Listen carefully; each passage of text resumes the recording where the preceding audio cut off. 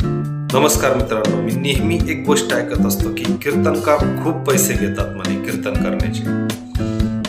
20,000, 25,000, 1,00,000 किंवा त्यापेक्षा जास्तही काही घेत असतील जे प्रसिद्ध कीर्तनकार आहेत ते.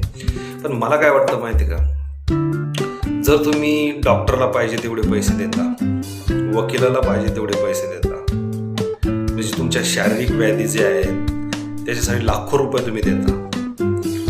समजा कोर्टात भांडण चालू आहे एखाद्या जमिनीसाठी, ती जमीन विकून वकिलाला पैसे द्यावे लागतात कधी कधी, एवढी फी असते त्याची.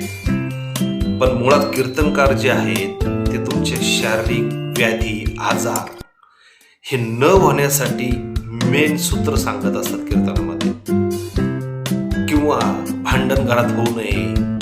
आणि भांडण जर झालं नाही समजा घरात, शेजाऱ्यांबरोबर, भावबंदकीमध्ये, तर तुमचे पर्यायी कोर्टाचे पैसे वाचणार, तुमचं मन शांत राहिलं, एकाग्र राहिलं, कीर्तन ऐकून, 4 चांगल्या गोष्टी ऐकून, भगवद्गीता, ज्ञानेश्वरीचा मार्गावरती तुम्ही चाललात तर तुमचे लाखो करोडो रुपये वाचतायत.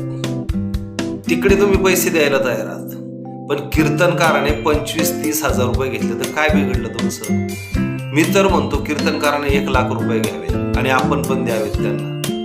इकडे दारू प्यायला धाब्यावरती 1,500-2,000 हजार रुपये तुम्ही उडवता. लग्नामध्ये नको तितका प्रचंड पैसा खर्च करता. कीर्तनाला सगळ्यात जास्त पैसे दिले पाहिजेत कीर्तनकाराला, मला असं वाटतं.